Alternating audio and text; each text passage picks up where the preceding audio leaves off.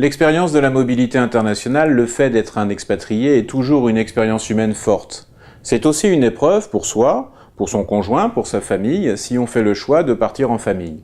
Les situations vont être très différentes en Chine, selon que l'on part accompagné comme un cadre mobile dans une grande entreprise, selon que l'on soit un étudiant ou que l'on vive en fait en tant que membre d'une association ou d'une organisation humanitaire. Pour autant, ce que l'on constate quand on est expatrié, et particulièrement comme un pays comme la Chine, où les différences culturelles et différences régionales sont tout à fait réelles et fécondes, eh bien c'est que la plupart du temps, on va vivre son expérience de la mobilité comme une courbe en U. Dans un premier temps, avant même de partir, on se raconte une histoire sur ce que l'on va vivre. On pourrait parler de petit cinéma intérieur et en quelque sorte, eh bien, on se dit que on va être au rendez-vous de l'expérience et du choc. Pour autant, les premières heures, les premiers jours sont parfois des sources d'étonnement qui vont vous amener à vous interroger beaucoup sur les rites d'interaction, la politesse qui est différente, le fait d'évoquer en fait son propre expérience dans une autre langue, le fait également de moins bien dormir ou d'être surpris par un certain nombre de dimensions liées au temps. Alors, cette première phase, on peut l'appeler une phase de désillusion ou certains la nommeront de manière trop rapide comme le choc culturel. Ce qui est certain, c'est qu'on peut faire face, quand on est expatrié, au choc culturel. On peut d'abord avoir une première ressource. Si on est perçu comme compétent dans l'expérience de travail qui est la nôtre et qu'on s'affirme au travail comme quelqu'un qui est utile, à ce moment-là, on va prendre le risque, et c'est tout à fait favorable, on va dire aux yeux des autres qui on est et on va s'affirmer sur le plan culturel. La deuxième ressource pour faire face à ce que l'on pourrait nommer ce choc culturel, c'est le fait d'avoir partagé avec sa famille son projet de mobilité internationale. Le fait aussi d'avoir dépassé une possible culpabilité par rapport à des aïeux, à une famille qu'on a laissé loin de soi.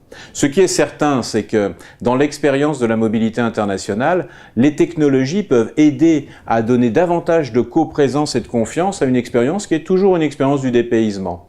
Et ça, c'est un point important. Troisième ressource, ce sont les personnes qui vont être vos compatriotes en Chine, les personnes qui vont vous ressembler et qui peuvent vous aider à décoder, décrypter cette réalité nouvelle. Alors c'est à la fois un atout et parfois c'est un piège parce qu'on va se rassembler entre soi et pas forcément s'ouvrir à la découverte du pays. Alors il y a 5 manières d'être étranger à l'étranger, 5 façons de vivre une expatriation. J'ai nommé une première manière de faire, la manière qui est celle des conservateurs.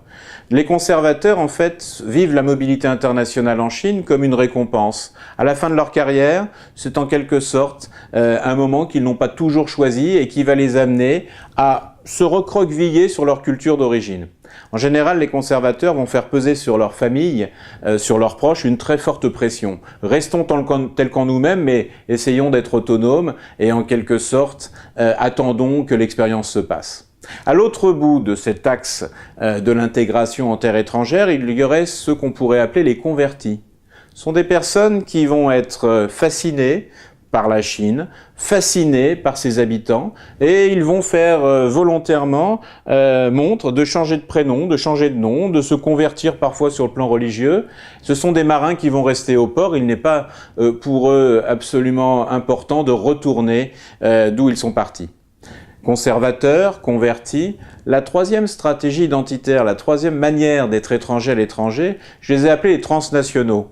Alors on les connaît bien, hein, ce sont des personnes qui très tôt, très vite, ont vécu dans plusieurs langues. Leurs parents leur parlaient dans plusieurs langues. Ils ont eu l'habitude de cultiver des rôles très différents. Ils vont se piquer et être très curieux pour tout ce qui est en Chine de l'ordre de l'expérience nouvelle. Et puis ce sont des personnes qui vont profiter de cette expérience réussie pour repartir dans un autre pays et continuer leur carrière. On pourrait en quelque sorte dire qu'à l'échelle de la mondialisation, ce sont des héritiers. Ils marchent sur les traces de leurs aïeux, de leurs parents, et parfois ont eu des personnes qui ont été dans ce pays des années et des années en amont. Quatrième stratégie identitaire, quatrième manière de se présenter comme un étranger, ce sont ceux que j'ai appelés les opportunistes.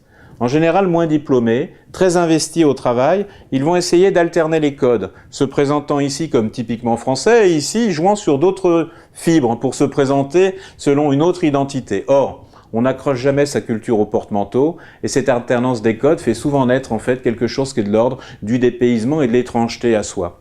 Cinquième façon de vivre cette mobilité internationale, cette expérience vécue de l'expatrié en Chine, eh bien ce sont ceux que j'appelais les défensifs. Ils ne vont pas se présenter comme des citoyens du monde, non, non. La mobilité a éveillé chez eux le fait d'être étrangers et ils vont vouloir que l'on respecte sur place les traditions locales et qu'on les harmonise avec des pratiques issues du siège de leur entreprise ou tout simplement d'autres pays. En quelque sorte, ce que l'on peut souligner, c'est qu'il n'y a pas une manière d'être étranger en Chine.